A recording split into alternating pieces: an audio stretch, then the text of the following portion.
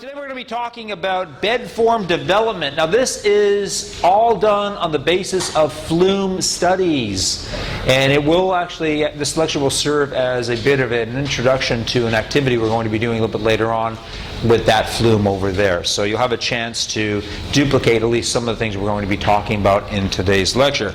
Before we jump into that, however, reminder what we did last time. We're already in catch-up mode, so we didn't quite get through everything in previous lectures, so we had to talk a little bit about how sediment was initiated, or at least the movement of sediment was initiated. We talked a little bit about Shields' diagram, Hjulstrom's diagram, and the interpretation of both of those diagrams, and then we started talking about sediment classification. We talked about three major schemes: siliciclastic, volcanoclastic, and carbonate schemes. Now at this point here, I'm going to choose somebody in the classroom randomly, as it turns out, to go over the following slide. What's this diagram mean?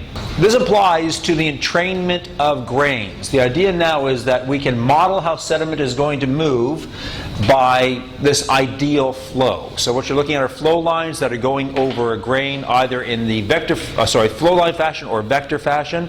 The significance is that when these flow lines intersect something that has a positive relief on a, say, a seafloor, then the flow lines get compressed, and what does that ultimately mean? The grain gets lifted. Ultimately, that's what we call as lift. The initial, what happens here is, because of the compression of the grains, it generates a low pressure system up here. The grain is pulled up into the flow, where the drag, the force of drag, causes the grain to start moving in this direction. Literally, the grain starts to bounce along the channel floor. Now, what do we call bouncing of grains on the floor of a channel?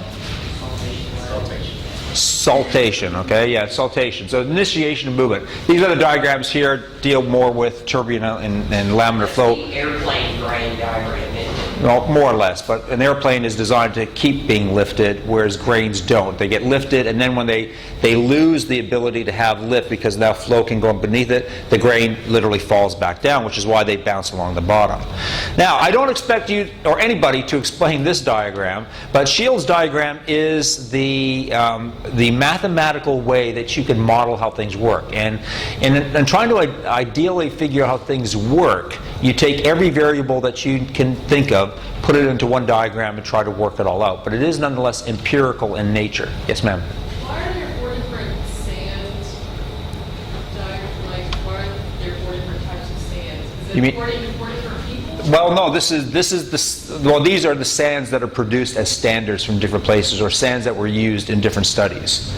So notice the sand doesn't actually have, you can see it in terms of how it's distributed over here. That gives you the overall grain size distribution. So they analyzed it, at least for the sand, by Kramer, 1, 2, 3, 4 times that I can identify. Some of these symbols are hard to see because it's kind of blurry and all. So they analyzed it, and then they did their flume studies to see how it moved, relatively speaking, and that's where it plots given all these different parameters. But remember, the grain size is only one parameter in here. There's other components in this as well.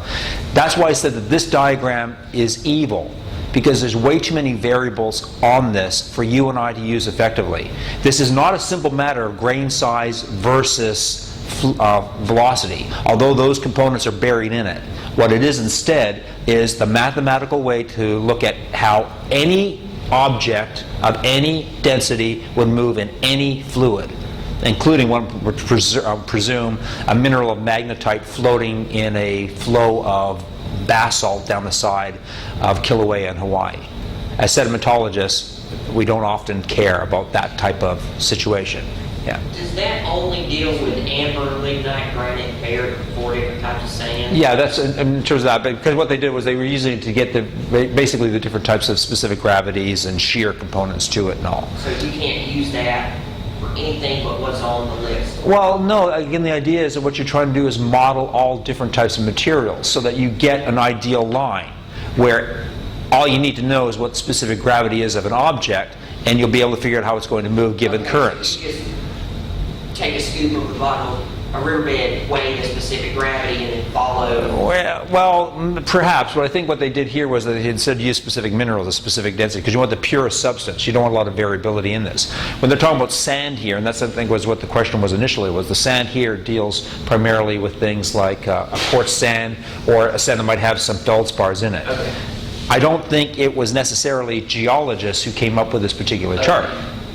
If it was, geologists would have asked a more important question like this one, which is Hjulstrom's drawing. What you're looking at here now is a more effective empirical relationship that shows you how grain size and velocity are directly related. No surprises here. In this direction, as you get coarser, it takes more intense currents to move sediment than it does as you get to the finer directions. But you start seeing this kind of consolidation factor coming into it because clay particles tend to be platy, which means they are less subjected to lift, and they tend to stick together because of electrostatic charges. They are, after all, clay minerals. So sometimes it takes as much energy to move the finest clays as it does to move cobbles this big. This diagram follows on that, and this more or less is putting together different types of things. And again, there's no numbers on this because we don't have it that sensitive.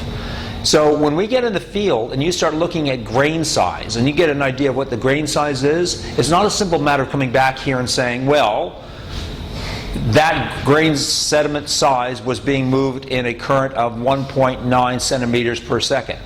You can't do that. But you can get into the idea of when currents are on the increase and when currents are on the wane based upon the distribution of grain size in a vertical succession. Okay? So, as I said, if we were, if this class was being taught by one of the people who taught me sedimentology, Jerry Middleton. Jerry Middleton is a mathematical modeler. I mean, he wrote a book called Chaos in Geology, a very popular book. I'm not that mathematically inclined because I don't care. I look at the world in a slightly different way than Jerry Middleton would. But he would be able to put numbers on this and talk more about the importance of all this. The next thing we did on last lecture was talk about sediment classification. We can classify sediment based upon its grain size, but we can also classify it based upon overall composition. So these are the schemes that potentially we can use. We don't have time to look at all these rocks here, so we tend to focus in on siliciclastic, volcaniclastic, and carbonate schemes, as you'll see in the lab a little bit later on. Now this is, of course, the chart that we're going to use. And just as a recap, Mary, what does the Q stand for? What does the F stand for? Feldspar. And the R, or this is the R variable down here, or L, that's the rock fragments, okay? And remember, when we are looking at siliciclastic rocks, there's a whole bunch of different minerals we can use, but we have to really focus in on the minerals that are more likely to be in a siliciclastic rock. So the quartz, the feldspars, and the rock fragments. And don't forget, rock fragments include things like chert. Even though it's composed of microcrystalline quartz, chert is derived primarily through the alteration of limestones, hence it goes down with the rock fragments. Yeah. Why is it there micas? Because micas can be important, but if you add micas, you have to turf something else out. So what do you turf out? See, that's the problem, and that's why I told you that story about the person who was proposing the glauconite classification scheme. In New Zealand, where glauconite can be an important mineral, glauconite might be there more abundantly than even quartz. But if you're going to make something that the world is going to adapt, it's got to be something that fits most of the situations.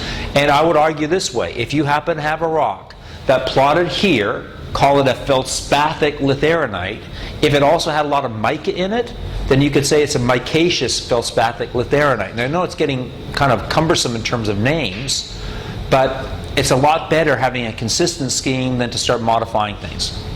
All right. This is the volcaniclastic classification scheme, and all of these refer to what kind of volcanic rocks? Well, igneous rocks are by definition volcanic, smartass. All right.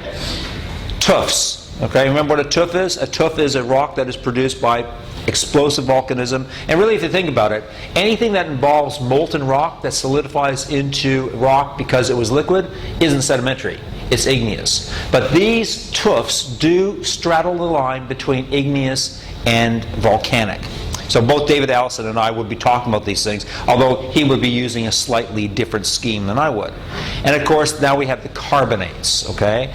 The carbonates, we're going to spend a lot of time on in this class because I am a carbonate sedimentologist and I find them the most fascinating and interesting rocks. And when we get to it, we're going to be using a scheme that is not going to be compositionally based, but instead texturally based. And the reason for this is simple.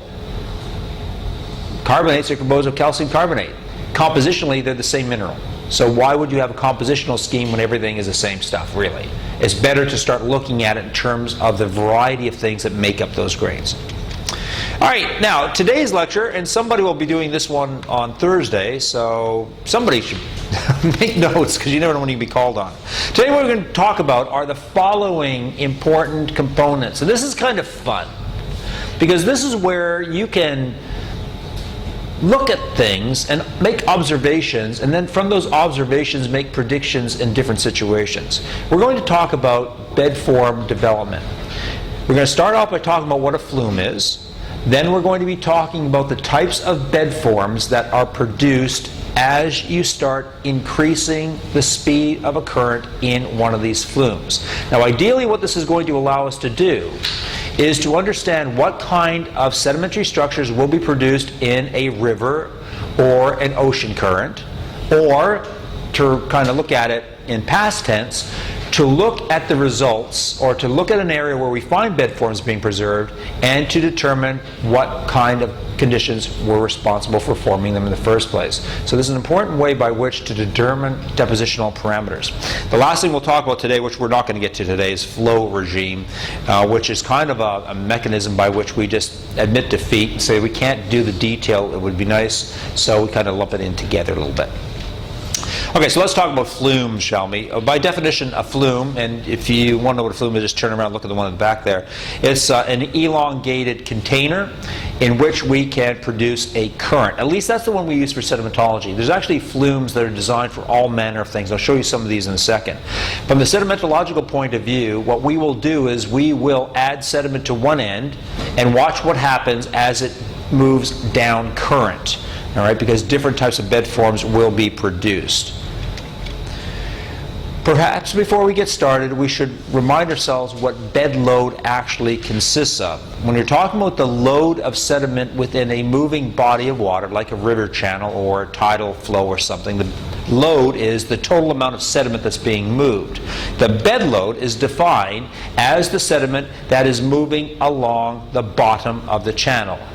The bed of the channel, if you wish, okay? So by definition, again, you've seen this diagram before. We're going to be talking about an awful lot today as well. But what we have here is a cross-section through some fictitious, usually ideal channel. In this case, we have sediment on the bottom. The current is moving this direction. This little thing you see up here is just showing you where the top of the water is and giving you an idea that water is moving from left to right, okay? So a definition, moving body of water. We're going to strip the sides off so we can see what's actually happening on this. The bed load is defined as a sediment that spends much of its time in contact with the substrate. Not always directly in contact, but certainly much of its time. And you should already remember what these types of motion are going to be. It involves saltation, which of course involves the lifting of a sediment grain into the column and then dropping it back down again. Sediment can roll or slide. All of these are the traction types of sediment movement that we talked about in an earlier lecture. So that's specifically what flumes are designed to do, is to look at how the bed load moves. Now before we leave this, there are some flumes that are used instead to more or less look at how plants influence sedimentation. So you can have a flume where you put a current past a bunch of plants and you can observe what happens to the sediment as they come in contact with the plants.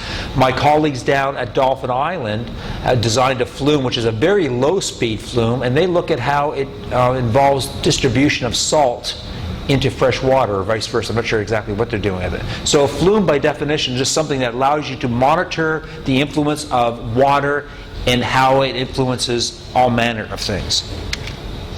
They come in different sizes, literally. Some are very small, some are desktop devices, some are huge. That one I would label as a medium-sized flume. It's bigger than most ones you're going to get in a university, but certainly not as big as you can possibly get.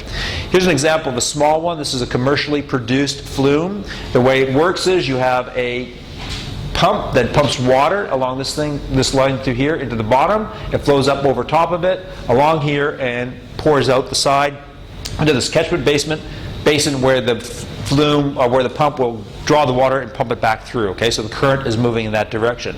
The reason why we made one of those is I wanted a flume to do things with this class, and when I started shopping around for flumes, I found somebody who was very willing to sell me one of these for $5,000. and I thought that was a little bit overpriced for what you got here. So we managed to put that flume together back there, and it needs a little bit more work. We're not completely satisfied with its performance, as you'll see, but that was a euchre project, and I think we put it together for about $800, not including the money that went to pay for the student to do it. This is what I would consider to be a big flume. What you're looking at is a flume that is probably on the order maybe 100 or 150 feet long. This is a walking platform. You walk up here and you can observe what's happening in terms of the sediment. The current, I think, in this direction is going from here in that direction. The largest flume that I've personally seen was about the size of about 8 swimming pools, Olympic-sized swimming pools, and that was a real neat one. That was at a marine institute where I got my master's degree from. It was designed to test how boats move through ice fields. It was an icebreaker testing flume. It was capable of actually freezing the surface off to make ice of different thicknesses. Then you'd make a model of the boat, and then you would add a current and push the boat along to see how the boat behaved on the ice. It was uber cool. It was stunning and all, okay? Now, what you're going to do in the sedimentological point of view is to see what happens to the sediment as it is influenced by a current. So what you're looking at here now is a shot down through a small flume, not quite the one we saw earlier for a small one. This is all quartz sand, and you can see it's all piled up into various types of bedforms. A bedform is simply a morphological feature that is produced due to traction movement of sediment on the floor of a channel. Okay? So the current is moving again in this direction, and what you're seeing here now is what's happening in terms of sediment movement. Now, all of you have experienced the natural forms of these bed forms. If you walked along the beach in Dolphin Island, if you walked along the edge of a point bar in a stream, your feet will often encounter what are clearly ripples on the bottom. Even the bed forms that you see on the beach, if it's flat, it's depositional, that is a bed form. As you'll see very soon, different features are formed in response to different parameters, largely current, okay? So by changing the current speed in the flume, you can observe how the sediment responds to it, and you will see a complete change in sedimentary structures, okay? All right, so here's what you need to know, and this is the important stuff. Under ideal conditions, you can observe how sedimentary structures will change as you increase a current. You will find the following transitions. The first thing you're going to see is something called planar lamination. You're going to see in a second it's called lower plan lamination because there's 2 times that the sediment will go to a flat plane. This occurs under very low conditions of speed. Increase the speed a little bit, increase the velocity of the flow a little bit, you'll find that you generate small current ripples. Increase the speed a little bit more, you get large current ripples. These structures are known by several names. Some people call them dunes, some people call them mega ripples. To be consistent, we will call them large current ripples. Increase the speed some more, you get plan lamination.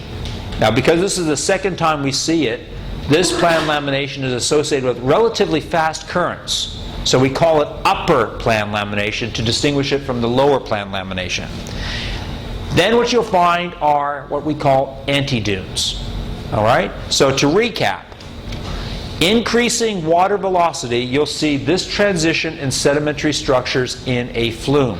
I should also point out that there's something that you'll see beyond anti-dunes. Some people call them pools and rips. Basically what it is the sediment being ripped off the bottom. It is transitioning from traction to suspension. Don't forget the things we talked about previously in terms of fluid flow. We're talking now about moving sediment along the bottom. It's still traction. But eventually what's going to happen is you're going to exceed the speed that those grains are comfortable moving along the bottom. They get ripped up and they're going into suspension. That happens after you pass through the anti-dune stage. Okay? So, lower plan lamination, small current ripples, large current ripples, upper plan lamination, and anti-dunes. These are the things we're going to be talking about now. Let's talk about how you make a flume and how it all works, okay? So this is a do-it-yourself recipe. You can make one of these at home if you want to. This is kind of fun. First thing you need to do is take one tank. It can be a fish tank, it can be something you make yourself like that, it can be something that is the size of 8 Olympic-sized swimming pools, anything you want. It's got to hold water. The best types of flumes, if you are going to make one of these at home, is one that's capable of passing a current consistently from one end to another. That's the real issue with flumes. You have to balance the amount of water the pump is producing with the amount of cross-sectional area that the water has to return back to where it's going. If we have one problem with that flume, that's it. The pump we have, which with our budget was all we could afford, is pumping a lot of water, but the cross-sectional diameter is larger, so we can't get the currents up as high as we'd like it to do. So we may have to modify that a little bit, okay? You have to be able to watch the sediment through the side, so it should be glass or plastic lined, okay? And you need to be able to recirculate the water. If you don't, what happens is the water either drains up from one end or fills up at another end. So you have to have a real large repository. That's what that thing at the back of that one is for. We can fill that up with as much water as we want. The pump can draw through that and constantly recycle things as you go through it. By the way, if you do one of these things at home, don't do what I did the first time we used this after letting it sit for a year, because that pump has water in it, and the water in the pump has started to rust the inside of some of the baffles, and when you first turn it on, it just blows out rust like you would not believe. So when I do it now, I fill up the chamber back there with water, and then we have a means by which we can actually excavate the flume by depositing water in here. It requires a garden hose. And first thing I do is I just excavate all the water down the drain to clean out the pump as much as possible. Even still, we get a little bit of crap in the water, as you might expect. All right, so you got your large tank. Then what you do is add water. Then add sediment. Now ideally what you want to do is develop a mechanism by which you can add sediment at the start of where the current is. That's what we have to do to modify this thing, is to add a sediment dropping facility. Because what happens is, because the current is moving this direction, all the sand deposited here will eventually be moved down this direction. That's the thing you have to remember about how sediment moves. It's always moving down current. So unless you're adding new sediment here, eventually what happens is you end up getting sediment piling up in this direction, okay? And add a current. And that's where the pump comes in handy. And observe. You can have a chance to do this as an activity in a couple weeks' time, where everyone just sits around and just watches what happens. I will warn you, it's a little bit noisy because the pump is, hey, it's a pump. All right, so let's talk about what flume studies are actually showing us. So here's where we go back and start talking about what all these different things are. Let's talk about lower plan lamination to start with, okay? This is the sedimentary structure that forms under the lowest conditions. Under the lowest conditions, you're not getting really enough current to lift the grains up at all. In fact, what you're getting in the natural world is just sedimentation coming through almost a stagnant water column. When you get a flume fired up, and if it's moving slow enough and you're patient enough, after a while what you'll find is that the surface more or less goes flat and stays flat. If sediment is being added, what you'll find is that you start adding to the base of the sediment, and each layer of sediment will be deposited as more or less a horizontally deposited layer. And notice, layer is inverted quotes here. Lamination has specific connotations to it. The term lamination is an important one. Lamination versus bedding is important that you understand the differences for, okay? They are both dealing with horizontally deposited layers of sediment, but they are different in terms of the scale of things. Laminations are parallel laminations are laminations that have layers less than 1 centimeter apart, about that much. And by the way, for those of you in your hypothesis and methods, if you're still using inches and feet, stop doing it. That's acceptable when you're dealing with the oil industry or hydrology, because that's what the industry does, but in science it's all metric. So if you said that you're taking samples 10 feet apart in your project, not anymore, you're not. You're taking them 3 meters apart, okay? So from the academic point of view, laminations are measured according to the metric system. Anything less than 1 centimeter in terms of layering is considered lamination. We can subdivide that into thin, medium, and thick based upon the separation. Thin lamination is less than 1 millimeter spacings. And by the way, when you see thin lamination, it's really cool because you just see this very fine layering. Medium lamination, about 1 millimeter to 5 millimeter spacing, and then thick lamination, 1 centimeter is the maximum you get.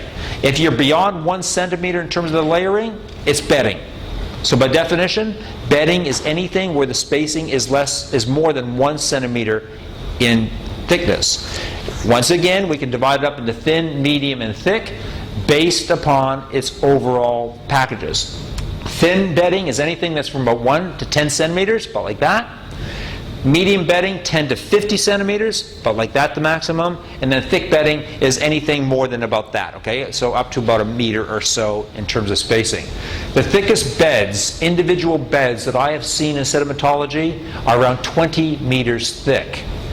Very thick packages of sand, and there are some places where you'll see a layer of sand that's a whole formation. It might be 200 feet thick, 90 meters thick. But if you look at it in detail, you see that there's individual layers within it, okay? So don't confuse stratigraphic divisions with sedimentological divisions. You might spend an entire month looking at one formation, at one outcrop, if it's detailed enough. Whereas a stratigrapher like Dr. Clark would say it's all the same formation, go somewhere else. You're looking at the details, whereas stratigraphy is bulking everything together, looking at the large scale variations. All right, so let's go back now to our flume. Lower plan lamination, as I said, usually is associated with sediment that is not moving. You add up sediment by finer grained stuff that is being deposited on top of things, giving you more or less very thin horizontal layering, usually between 1 and about 5 millimeters in spacing. If you take your flume now and start pumping up the currents, and you do this by simply adding more water through the pump, something wonderful starts to happen. You see those plan laminations start to break up. I got to remove the PowerPoint doesn't allow you to fill in things easily, so the yellow that was the sand is now gone. Now it's just going to be straight lines. What you're going to see is this lamination start to fade, and instead what happens is the whole surface starts to build up into what we would call small current ripples. All right, so this is now showing you the top of the profile of the substrate. When this occurs, what you'll see now is that the ripples appear to migrate down the current. I'll show you how this works in a second. Since we're talking now about our first legitimate bed form, we need to really describe these things as much as possible, okay? You're all familiar with what ripples are, but you need to understand that there are different types of ripples that correspond to different types of current situations. The ripples that you're going to see forming here are asymmetrical. Asymmetrical meaning that one side is shallower than the other. Now this is exaggerated a little bit, but it's important that you can see the differences. The shallow side is called the stoss side of the ripple. The steep side is called the lee side. I went through that very quickly. Let me go back here a second. So stoss side for shallow, lee side for the steep side, okay? These ripples are asymmetrical because they're being produced in a current. It is possible to have symmetrical ripples that are produced in orbicular flow. A current is a unidirectional flow in one direction. Orbicular flow is when you get currents that move back and forth like this. So you end up piling sediment back and forth. That occurs usually in wave situations. This is the type of thing that you would see if there is a tidal current or if there is a current in a stream. The angle of the lee side for small current ripples ranges from about 20 degrees to 34 degrees. 20 degrees usually is associated with ripples that are formed in a flowing situation where there's a lot of water, like a stream or river. 34 degrees is normally associated with ripples that are forming when the current is generated by wind. Now remember, a fluid just means moving particles. Air, if it's moving as wind, is as effective a fluid as water is for moving sediment sometimes. Anybody want to comment as to why sediment being blown by the wind is going to form steeper stoss side slopes than sediment being moved in a water current? Wind is less dense in some cases, yeah. Something more important. What does water do between grains? Kind of lubricates them. That's a good way. It lubricates it a little bit. There is a maximum angle that you can pile unconsolidated sediment on the surface of the earth. Anybody know what it is and what it's called? Angle of repose. And what is the angle? No, it's 30. It's about 34 degrees. All right. So the 34-degree angle is the maximum stable angle that you can get at the surface of the Earth in dry conditions, because the water lubricates things, tends to fall down.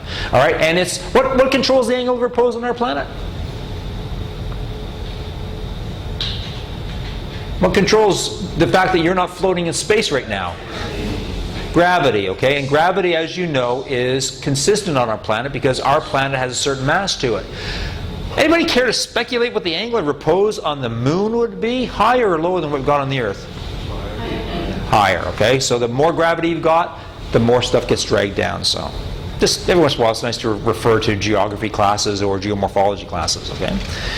The height of the ripples, now this is defined, this is not exactly the amplitude. I mean, we're talking about ripples now, so it's not like we're talking about a sine form or something the physicists would be dealing with. We measure the height of the ripples from the base of the trough to the top of the crest. It's a lot easier to do that than trying to find the inflection point, okay? For small current ripples, they're defined as a height of 3 to 5 centimeters. It stands to reason that anything that's higher than 5 centimeters is going to be a large current ripple. Okay, so these are small current ripples. The ripple wavelength, this is an interesting variable. The ripple wavelength measures the spacing between each of the crests or each of the troughs or whatever. It's got to be consistent. For small current ripples, from 4 centimeters to about a maximum of 40 centimeters. So if you walk around a ripple field, you'll see this spaced apart. You seldom get ripples spaced more than about 20 or 30 centimeters apart in terms of crests. I've never seen ripples, one here and one there. The reason for this is that the bedforms themselves are influenced by the currents. The currents set up the frequency here, or the wavelength overall. A 4 centimeter wavelength would mean that the ripples are very tiny, like maybe 1 centimeter height, 4 centimeter wavelength and all. And the ripple index, this is also, these are one of those terms that or one of these variables that really doesn't matter unless you're trying to distinguish between bedforms using math. But the ripple index is defined as the height to wavelength ratio, and obviously it's going to be the ratio of the wavelength to the heights you got previously. It's about 10 to 40 for small current ripples. Okay. Now here's the important stuff, and we're going to talk about ripples, whether they're small or large, now.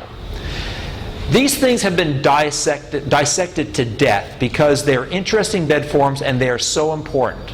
Remember, these things potentially can leave a record of their existence in the past. So you can see evidence of ripples in rocks that were deposited 3.5 billion years ago. So we want to make sure we understand how everything works. This diagram is showing you all the parameters that you can measure, okay? And I don't expect everybody here to start writing down all this stuff. It's one of the diagrams that's available online.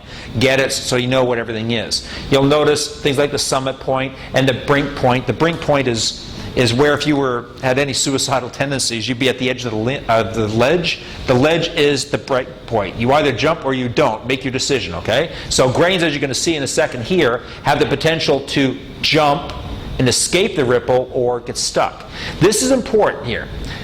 The U here is the current. You should by now recognize this as the flow line concept, that currents are slower right at the substrate than they are at the top. So there is the flow line pattern. Notice here, midway in the trough, there's the flow. See what happens when you get down here? It actually goes back the opposite direction. How is that interpretable? What does this mean happens here? It's a backflow. Think about it. Your current's going like this. This creates a little pocket which is protected. Exactly like some of those flow diagrams I showed you in a previous lecture. We had currents going around a sharp bend. This means you actually have backflow here. And grains that fall here can actually move in an opposite direction. So it's like the back of a pickup truck when you close the gate, the wind kind of goes over and give one mileage. Yeah, yes, and I think that's how it works, but I don't know how the gate influences that. Okay, basically what you're getting is the back of the cab of the truck is influencing a little bit of space. So the stuff that's right at the front of the cab is kind of blowing around. I mean, I've seen Dixie cups floating around a guy's truck going 100 miles an hour, right? Right. The gate But down. when you open the gate, that's different now, and I'm not sure how that influences things, because anything at the back is gone. All right, so there's a separation zone somewhere in there, but I'm not sure where it is in the truck. Yeah, kind of the wind pressure just pushes down on it, so it gates down. And Like I said, that's physics. I don't do physics. I do this. Now, I told you, ripples migrate down current. And this is one of the nice things about watching a flume. If you watch a flume, you can see how the ripples move over time. So, over time, this is T1. That's where the distribution of the crests and troughs are going to be. As the current moves, you'll see those ripples migrating downstream. Now, of course, they don't shift all the way entirely because a new one is building up in this direction here, okay? So basically what's happening is the sediment is continuing to move down this direction, but as the sediment is moving this way, it's causing the ripples at the lee side to advance in this direction at the expense at the stoss side. Basically, erosion here leads to deposition there, and you get this natural migration of ripples in the direction of the current. That leads us now to the idea of the remains or the evidence that is left behind that there were ripples in the rock record. Morphological features like this, where you actually have the positive relief of a ripple, are seldom preserved in sedimentary rocks. But you often get this inclined lamination. Not parallel now. Parallel lamination is when you have a flat depositional surface. Here, you have the same spacing from 1 millimeter to maybe a centimeter, where you can actually see the lamination inclined. What's happening here is sediment rolls up the back like this, hits the brink point, falls down, depositing here, eroding here. And as time goes on, you can have this cross stratification being left behind. Okay? Ultimately, we call this cross stratification. Now, here's where I have a problem with the inconsistency of terminology. Technically, this should be called cross-lamination. And I try my best to use the term cross-lamination whenever we're talking about this. Stratification is more the broad-scale stuff. It's Dr. Clark stuff. All right? Lamination is the sedimentological term. But this is so ingrained in the literature that sometimes I forget. So if I say cross-stratification, what I really mean is cross-lamination. Okay, you just have to bear with me on that. Let's talk a little bit about why sometimes that cross-lamination is so blatantly obvious. When you go into the rocks, you'll actually see beautifully preserved lamellae that, in some cases, are marked by different colors of grains. So consider now, we have a bunch of grains. The yellow stands for quartz, all rolling up the back. Oh, not all of them. Some are bouncing. Some are saltating. This is all traction and placement. So they're all going along here, and there they go. They hit the brink point. What happens? So here's where you have to start thinking about that separation that I showed you in an earlier diagram. In some cases, the grains will jump right off the top of the brink point and fall over to the point where they get over here and start moving around. But if this grain doesn't quite make it that far, maybe instead of bouncing at the right time but just rolled, it will fall down here, in which case its fate will be completely different. Remember, there's this big, I can't believe I said big eddy. This could be a ripple that's 3 centimeters tall, okay? But the point is that there's this big back current. I did it again. There's this back current protected by the crest of the ripple, which could take grains and push them back in the opposite direction. This is why we refer to the sediment as being part of 2 components. Anything that escapes this ripple, goes past the zone of separation, is called the bypass fraction. Anything that doesn't quite make it that far, that gets scooped back up here and is added to the ripple, is called, unfortunately, the dune fraction.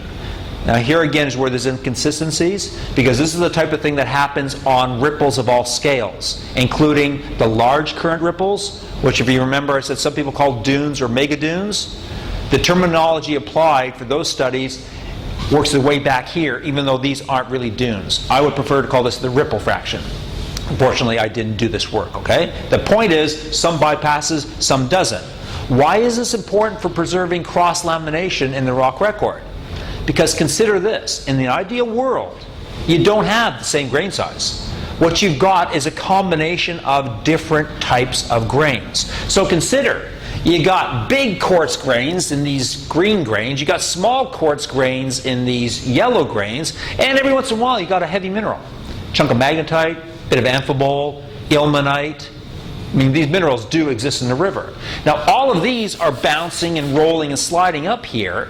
When you get to the breaking point, ask yourself this: which of these grains are likely to become part of the bypass fraction and which are not?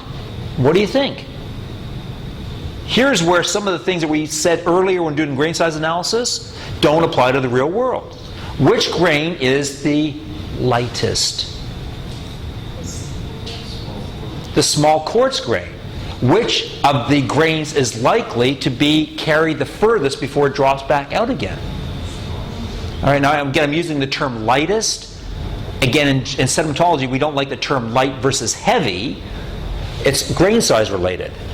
In an ideal world where everything was composed of quartz, then the smaller grains would be the ones that are bypassing, and the coarser grains would be the ones that would be caught up in it. But we don't have an ideal world. We do have some of these legitimate heavy minerals. That result is, when you see the ripples migrating, often you'll find that the crest, the lee side is going to be marked by an accumulation of coarser grains and little colored grains. Heavy minerals are often colored, okay? So there'll be a concentration of red or black or greenish grains. This leaves behind, in some cases, absolutely perfect preservation of cross-lamination. It's wonderful, and that's the reason why, because, again, even though we're talking about flumes as being an ideal world, in nature, sometimes those ideal conditions are reproduced. Migration. I already talked about the idea that, given time, ripples will migrate downstream. So here is a cross-section. At t equals 1, at t equals 2, this will be eroded, and it will be deposited here, often with nice cross-stratification. You got it? If there was no net sedimentation, then all you would ever do is just recycle the ripples. But in a sedimentary environment, the migrations taking place is accompanied also by net sedimentation. So while one ripple goes by one of them, okay, so here's the first set. The next one comes around, and what it does is it doesn't quite take out the entire ripple. Its next depositional surface is up here. Because you're getting net sedimentation, okay? Each successive layer leaves a remains of part of its passing the first time around. That gives rise to what we call sedimentary cosets. I think I actually say that in this slide here, a ripple coset. Now here's the cool thing about this. And this is something you want to impress Dr. Allison when you guys get to field camp, because there will be places, I've seen these in Taos, in several places, where you can determine original depositional attitude based upon the shapes of these cosets. Consider this. An ideal ripple has this shape to it. There is the cross-lamination.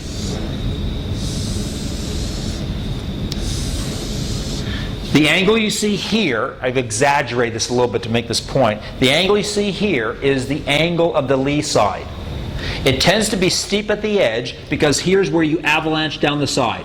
So notice the steep angle? When you get to the bottom, however, it tends to drag down because it's rolling off the edge. When you take off this part of the ripple by the next coset, you tend to preserve the shallow part of the base of the ripples and make this steeper. See the point here now? You can always tell which way depositional up was by looking at the angle here compared to the angle there. It's always going to be steeper at the top. There will be places, and if you're observant, if you want to impress people, when you're walking around, you ever see any preservation of cross-lamination? Look at blocks of stuff, and you'll see these cosets, numerous ones. Get on your hands and knees with your hand lens if you have to, and look to see which direction is the shallowest gradient on these on the laminations. That will be the way up direction. If it's in place, wonderful. Always check which way is up, by the way, because you know when you're talking about structural geology, you're deforming things all over the place. Most of the rocks you're going to see out there in Taos are going to be tilted like this, or tilted like this, but some cases they might be tilted like this. And when you find those things, it's actually very impressive. And as I said, that's the type of thing we're trying to find, make sure you guys are observant about, okay? So I think we can conclude that if you're an observant or a keen observer and looking at things in the rock record, you'll be able to determine all manner of important stratigraphic information, impressing those around you, and particularly field school teachers. So keep your eyes open when you go to field school for looking at observations like this. All right, let's turn our attention now to talking about observations, because eventually you are going to have to be doing some observations dealing with the flume at the back of this classroom. I thought it would be instructive to actually look at some things that have been done previously. Now, what you're looking at here is an image. It was obtained or done by the USGS, the United States Geological Survey, and what it shows you is a bird's eye view, a downward view of a portion of a flume. Now, it's a very pixelated image. It's a very bad image, as it turns out, but the actual image is, or the movie that this is going to be showing you in a minute, is an incredibly small frame. I've blown it up so you can see a little bit better. What you're going to look at, what you're seeing here now, is an area of cross-sectional extent 38 centimeters across by 59 centimeters long. So that's your portal of observation. You're looking at the top surface of a sand layer in a flume with the current moving from the bottom to the top in the direction of the arrow. What it is actually a movie put together with over 1,000 different images. It's speeded up. You're looking at 19 hours of observation over the span of about, I think it's like about 30 seconds long in terms of timing. What I want you to concentrate on is how the ripples are migrating. You're going to notice that there are dark areas and light areas. The surface of the ripples are lit from the top down. So everything that you see that is whitish in color is lit. The areas that are darker are in shadow, and even now, before we start the movie, you can actually see how the light areas are thinner, meaning that that is a steeper angle. So that's the lee side. The migration of the ripples will go from bottom to top in the direction of the current. So I'm going to click this now, and in the online video that you'll see afterwards, this will default to a standalone movie. Now, as you watch the ripples migrating, you're going to see them moving very, very fast. But remember, this is 19 hours of time speeded up over a very short period of time. And what you'll see is the ripples are migrating as a series of discrete bedforms, not necessarily parallel to one another. They form so-called linguoidal type of ripples. Okay, so that basically is the extent of the movie, and what you're going to see is that over time ripples will migrate exactly like we've been talking about. As long as there is net sedimentation, you'll be leaving behind evidence that the ripples have been migrating in the form of cross-lamination. The cross-lamination will have an inclination or dip that dips towards the top of the screen, and again, that's the type of thing you want to observe when you're in the field. Now I have another illustration for you, another movie, and again, just a second I'll click this on, but let me set the scene for you here this time. This is a movie that comes from again, that same website I told you about. And what's going to show you now is that ripples and bedforms have a three-dimensional orientation to them as well. We're going to talk more about this in an upcoming lecture, but it's very important that when you're in the field and you're looking for sedimentary structures, and when you're looking at things in the flume, that you realize that we're not talking about two-dimensional cross-sections, we're talking about three-dimensional bedforms. So this is a computer model that's going to show you how ripples migrate, leaving behind cross-lamination, and then at the end of the movie what you're going to see is it's going to start spinning around, it's going to start taking material off. This is part of the erosive process of deposition, and it's ultimately going to end off on a single rock outcrop that I'll explain in a little bit more detail shortly. Okay, so let me just click on this, and again, this on the movie, it will click to a full screen movie at this point. Now what you're seeing here now is the oscillations as the bedforms migrate past one another. Notice that's leaving behind lamination in the rocks. There's the planing off coming down now. What you're looking at now is what the bending surface would look like on top of the rocks. So this now is an image that is showing you a real outcrop shot, and what you're looking at now is the sedimentary structures from a planar point of view. They probably don't look like ripples to you. That's because in nature, it's very rare to actually see the positive expression of a ripple, the crest, the troughs being preserved. Each successive ripple gets planed off by each one that follows it. So you don't normally see that in the rock record. So interpreting this as originally being produced by ripples is an important observation and an important consideration to look for. All right, now in one other last thing before we leave ripples behind and start moving on to other things, it's important to realize that you're not only thinking about two-dimensional cross-sections of these things, but you're also talking about three-dimensional structures. What you're looking at here now is the plane view of the crests of the ripples. So this would be looking down on the flume, not through the side of it, but down on the flume. What you'll find is that with increasing current velocity, or decreasing water depth, which we'll get into shortly, what you'll find is that the shapes or the trends of the crests will vary. Now again, this is best done in a flume that's got a very wide cross-section. We're not going to be able to do it in our small flume or most of the small commercially available flumes. Initially, the ripples start off as being fairly straight crested. They will be isolated ripples, very long ones that will migrate and advance downstream. As the current starts to pick up, they start becoming more sinuous, and then they become definitely more linguoidal in shape. You end up getting isolated ripples. If it goes any further, the shapes of these things can actually be reversed. Instead of them being shaped like this, and this is the lee side here, so the currents now are going in this direction, they can also have shapes that look like this, where that's the lee side here. So in other words, they become reversed in terms of overall shape. These are called lunate ripples. And really, lunate ripples are only going to occur in situations where it's going to be either, I've never seen them in an aquatic environment, but I have seen them an awful lot in an aeolian environment. These are the things that ultimately give rise to the crescent-shaped sand dunes called Barkan dunes. All right, because there, when the air is moving as a fluid, it's capable of moving at a rate to give you these things, but they're going to be huge structures. These things are on the order of 30 or 40 meters high, okay? It does not occur, as far as I can tell, in a situation where you've got an aquatic situation. All right, let's move along now. That was a very long discussion about ripples, but we had to talk an awful lot about systematics and terminology and stuff. And we'll go a little bit quicker now because we're repeating ourselves in some ways. If you start increasing the current even more, let's say you're getting up to now what we call moderate current velocities, you're going to start seeing that those small current ripples again start to change. What you'll find is that they start to amalgamate and eventually will form large current ripples, which by definition are greater than about 5 centimeters in height. Now when this occurs, the actual way it happens is the following.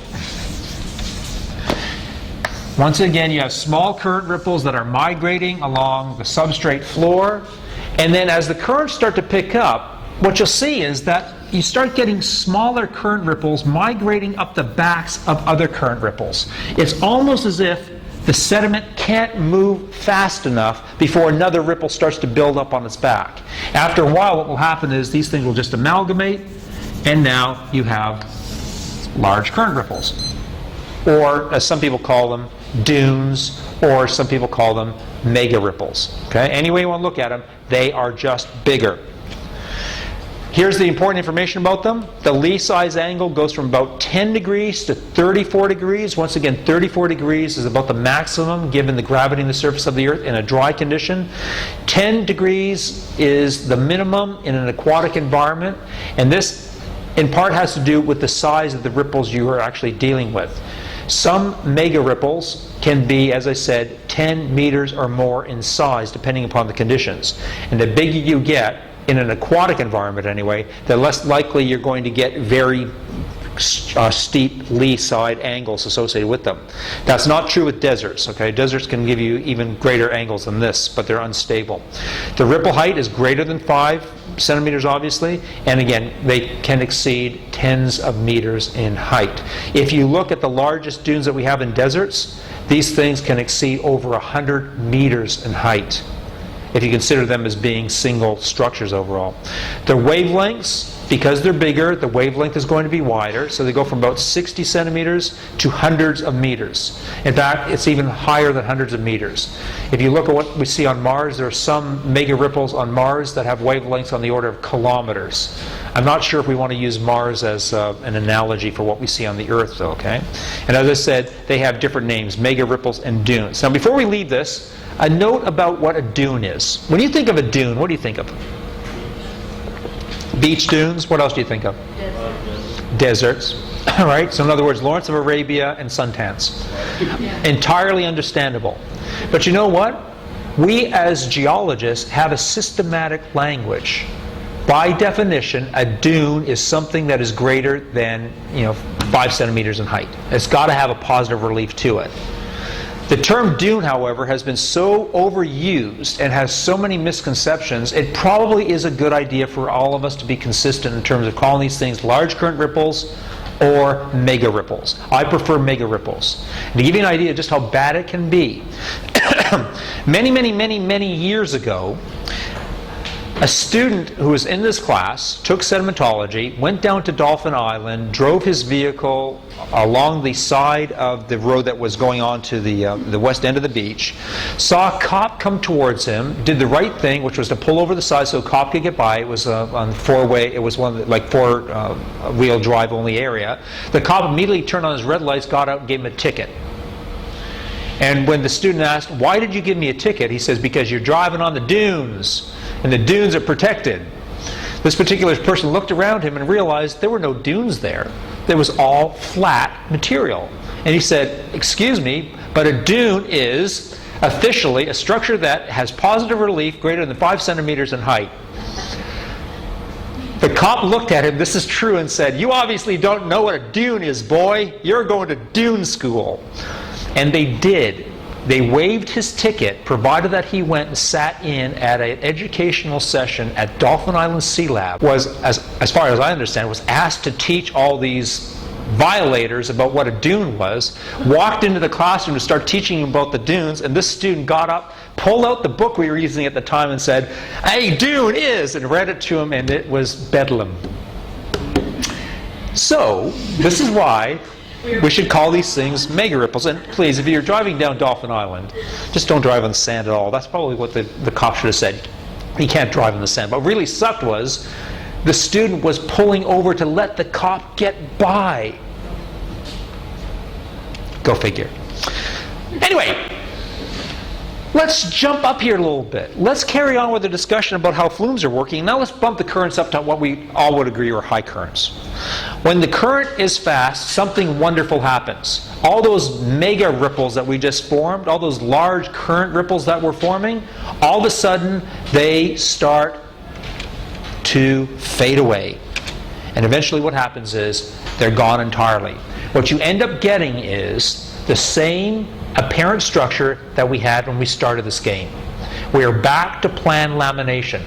But we would distinguish this plan lamination from the first one by calling it upper plan lamination, because this forms when you have a higher current. Now, question of the day. If you're looking at rocks and you see parallel laminations that you interpret now as being plan lamination, what would you look for to distinguish between whether it was upper or lower plan lamination? Sorry? The grain size tells you the currents. All right? The coarser the grain size, the higher the currents. But remember, grain size is not a variable we're considering. We're only looking at currents. We're keeping the grain size consistent here. So you could have coarse grain sediment that was deposited in lower plan conditions. What do you have to look for? Crossbeds? No, because the crossbeds don't exist under these conditions. Now, I'm not going to ask someone to answer this because this is something where you have to start putting two and two together. Under low plan lamination conditions, there's very little current. What's going to be deposited? And everything. Under conditions like this, the sediment is literally streaming along the flume bed. You can literally see them roll. In fact, they're not even bouncing anymore. For the most part, they're rolling. What would be the difference in terms of grain composition? Larger only tells you the currents are greater, but remember, you can have lower plan conditions that would be faster currents if the grain size was coarser. What do you look for? So The sorting. Thank you very much. The sorting. Under these conditions, I hear it when I hear it. Under these conditions, all the fine-grained stuff is out of here.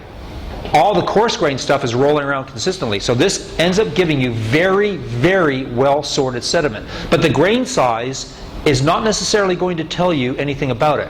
Because if this is a structure that is composed of very coarse grains that are poorly sorted, it just means the conditions were lower plan bedding but higher currents than you would normally have anticipated for that structure. Okay, you can have lower plan bedding having fairly coarse sediment in it.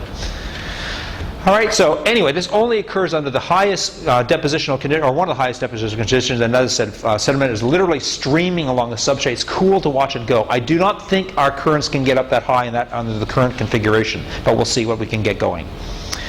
Under incredibly high conditions, if you wish, very fast conditions, something even more bizarre happens. You start to see that lower, that planar surface starting to go into undulations, and eventually you see this type of structure. Now, for the most part, you still have parallel relationships. It's still lamination, but it is not parallel to the substrate. It is undulatory. Okay? They are called antidunes. And they're called antidunes because of what happens in relationship to the water in the bed form below it. Okay? So here is the bottom where you're forming antidunes. What you'll find is the water surface matches the configuration of the substrate. This is said to be in phase. Have any of you ever gone canoeing? Down a real river, not one of the ones where you float down and drink beer. One where you actually have to paddle for your life or die.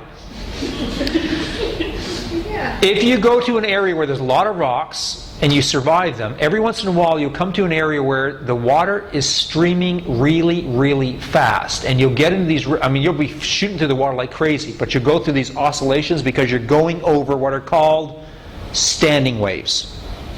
Heard the expression standing waves before? This is a standing wave because the water surface will literally look like there's a wave right in the middle of the channel. If you watch those waves consistently enough, and most of you in a canoe are not going to have that chance because you're already gone through chasing after the beer that spilled out the last time you tipped the canoe, all right? But if you're standing on shore and watch this, you'll see those waves every once in a while don't stay standing still. Sometimes they move in this direction. Sometimes they move back in that direction. They oscillate up and down. The reason for this is that it's the sediment that's being deposited below that is controlling it.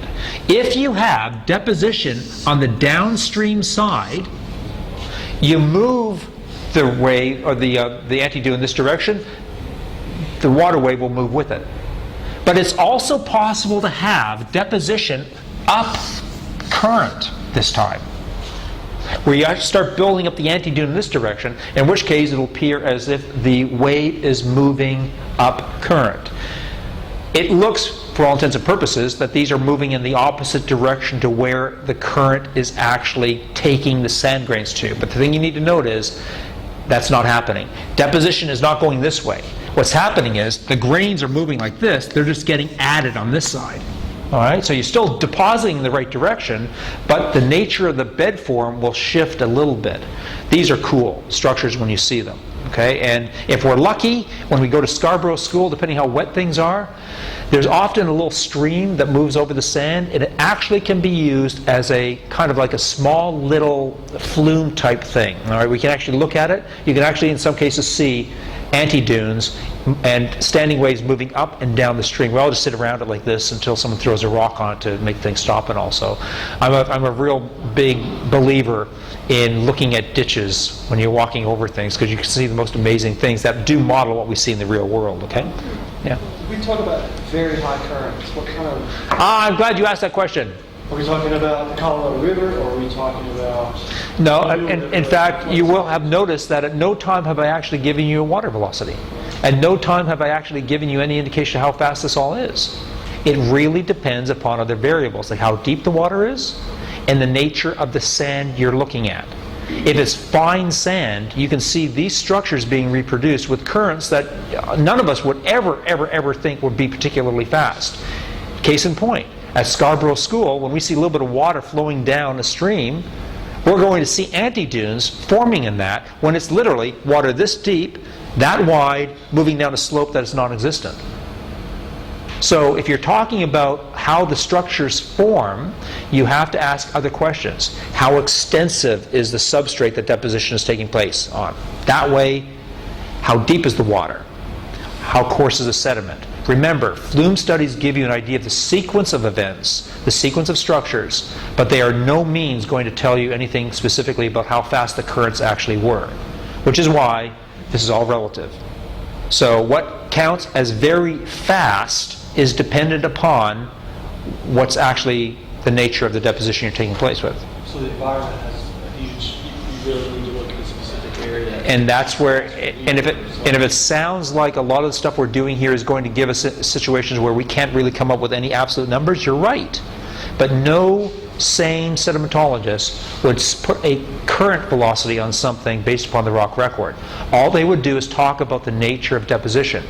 Increasing currents, decreasing currents, changing currents is about all you can do on this. Which is another reason why all this stuff is empirical, for the obvious reasons, okay? All right, by the way, before we leave this here, if you go beyond this, you more or less exceed the traction requirement, or the traction currents, and what you end up doing is blasting all the sediment into suspension. This is the maximum speed that you can be dealing with and still have sediments moving along the bottom. Beyond this, it's eroded away. So that's no longer deposition, that's erosional in nature. This is one of the diagrams that we have, that I have for you in the package stuff that's online. It just more or less shows you the variety of things you see, more or less the scale here too. Ripples, these are the large current ripples, different substructures, which we'll get into a little bit later on. There's the plan, they call it plan bed, which is wrong, plan lamination. There's the anti-dunes. And then once you get beyond this, they call it chutes and pools. That's basically erosion. You're not getting deposition anymore. What's happening is it's just being obliterated. So that's a non-depositional situation here. There's two other terms you should note here, and this will go a long way to answering Shane's question here a little bit. The term lower flow regime and upper flow regime. These are important variables because what it allows you to do is talk about the nature of currents without actually getting into the confusing and rather embarrassing fact that we can't actually give you a current. But it allows us to start talking about how depositional changes are taking place, okay? All right, yeah, that's this more or less summarizing everything there for you again, which, again, this looks pretty. Is flow increasing, right? Sometimes I don't. All right, here's the diagram I want you to be aware of, okay? You can take the sedimentary structures and divide them up into groups associated with the nature of the depositional surface in relationship to the water surface. Now, we don't have on this diagram lower plan bedding, okay? It's down below here. The so-called lower flow regime structures are those structures that form out of phase with the water surface above them. So it's probably easier to look at the anti-dunes since we just talked about it. There's the water surface in phase with the substrate. For upper plan lamination, this is when the sediment is streaming, but so too is the water streaming. And again, if you've gone canoeing, you know there'll be times when you hit a current where the water is just shooting through like crazy. There's nothing you have to do except just kind of make sure you don't get slammed into rocks. And even then that doesn't happen because this is almost, not quite, but almost laminar flow. So the canoe more or less acts as a particle. It will stay right where it is and go down the direction. Sadly, those conditions seldom last very long. If you're into situations where you have lower plan lamination, small current ripples, or large current ripples, here the water surface and the sedimentary structures are out of phase. Now, while that may not seem like the greatest way of defining things or separating them, it does allow us to talk about depositional conditions without having to worry about actual velocities. So, Shane, and to answer your question, what conditions give us anti-dunes? Conditions of upper flow regime. What conditions give us small current ripples? Conditions of lower flow regime. And if you're dealing with deposition, it still gives you a lot of insight as to what kind of environment you're dealing with, because not all depositional environments will have upper flow regime conditions. I don't think it's possible for tidal surge outside of the last gasp of things to approach upper flow regime conditions. Normally it's going to be lower flow regime conditions, in which case you would not expect to see structures like this unless there's some other underlying variable, which, as you'll see, there is. Okay? So knowing the difference between lower flow regime and upper flow regime conditions will have to suffice for most of us. Okay? And as I said, most sedimentologists are happy knowing this. This is a diagram that more or less relates a lot of variables. Okay? It relates the current velocity to grain size along the bottom to the sedimentary structures that we have talked about. Now notice something here. You're not going to see every single sedimentary structure that we have talked about in terms of flume studies on this diagram, because I gave you the ideal relationship. Moreover, please note, the depth of flow here is kept consistent because water depth is a variable in generating currents or flow regime. What you'll find here is that for the sand size variables, from the finest grains down, that's about correspond to very fine sand, up to the gravel boundary, you're going to see these fields transitioning in terms of structures. There is more or less the initiation no movement line through here. So this is, if you imagine Hjulstrom's diagram, this is the part of Hjulstrom's diagram that shows you that as you get coarser you need to have more currents to get things moving. If you're dealing with fine sand, you pass through a field of small ripples to large ripples to upper plan bedding to anti-dunes, and then you get to a point where it is obliterated. So this diagram is a small inset over where Hjulstrom's diagram had previously, but it does show you the nature of the structures. But you don't always see that. So for example, if you're dealing with coarse grained sediment, you go from lower plan bedding immediately to large current ripple. What gives? Why wouldn't you expect to see small current ripples when you're dealing with coarse sand? Because the amount of speed that's required to get moving. Yeah, the amount of energy you actually need to get coarse sand moving is so high, it is below, or it's above the threshold for how small current ripples would actually form. And by the same token, a lot of times you don't actually see large current ripples, because when you start changing this morphology here with the small ripples, all of a sudden you're into a threshold where it goes immediately into upper plan bedding. So these, again, are observations that are made looking at the real world to show you that ideal is wonderful, but it's not necessarily going to explain everything you're going to see, which is one of the reasons why when you're dealing with flume studies, it's probably a good idea to start off with sediment that's of one grain size so you can see the transitions, all right, and then vary it later on. For flume studies, it's probably unwise to have a mixture of sediment in there because it's going to be variable in different places. And water depth is important too. Okay, last diagram to worry about today is this one here. This is a diagram now that keeps grain size consistent. There's water depth, there is water velocity. And you'll notice, again, that as you get into increasing water velocity in this direction, all right, you see how you go from no movement, lower plan bedding, to small ripples, to large ripples, to anti-dunes, or whatever, right? Again, there's not necessarily consistency everywhere you go in terms of grain size. But notice what happens. As you change the water depth, you'll actually increase or change the threshold from going from one structure to another. Or if you wish, this diagram shows you that as you increase water depth, you ultimately lower the flow regime. So if all of a sudden water levels start to come up, the condition of the water current is exactly the same thing, it will apparently seem as if the sediments are actually moving at a slower rate. Or, more likely to be the case, if you're building up a sedimentary structure on the seafloor, it's getting bigger and bigger and bigger as the dunes are forming, the water that starts to be directly on top of the crest gets shallower and shallower and shallower. What that means is, right in the vicinity of the crest, you can actually change the flow regime so that you can have a different depositional structure being deposited on the crest compared to the surrounding areas. That will not be a problem if you're dealing with small current ripples. But it is a problem if you're dealing with a large mega dune migrating on the bottom of a tidal channel, where you can actually have what are called composite structures. And the thing to note is, looking at these things forming, seeing how they work, you can understand everything.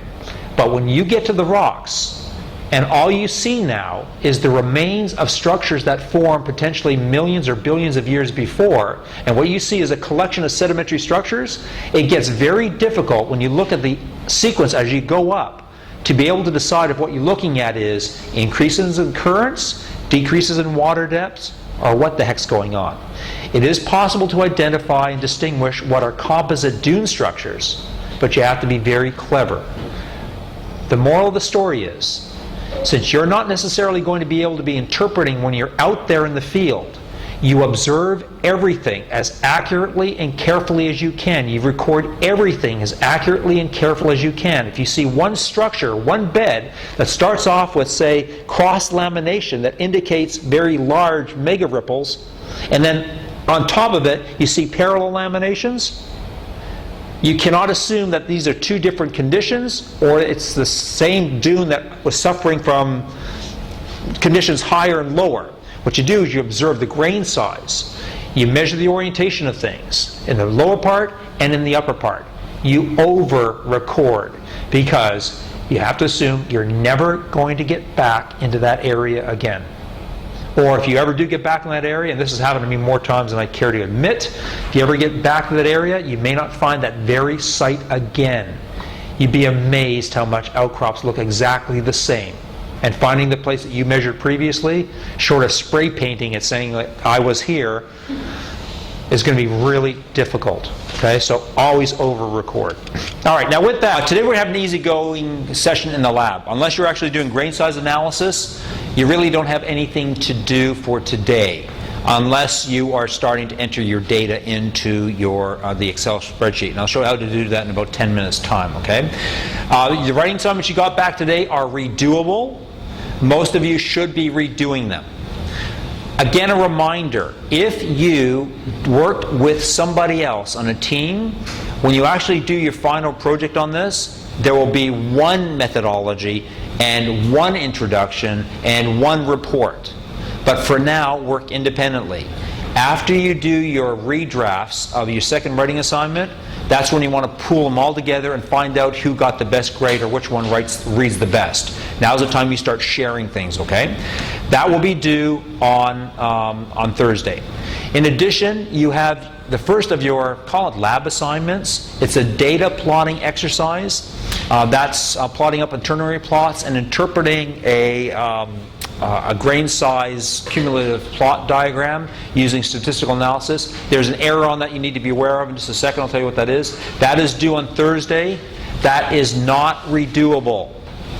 All right, if you make a mistake on this, you make a mistake on it. There's no sense in redoing calculations and stuff like that, okay?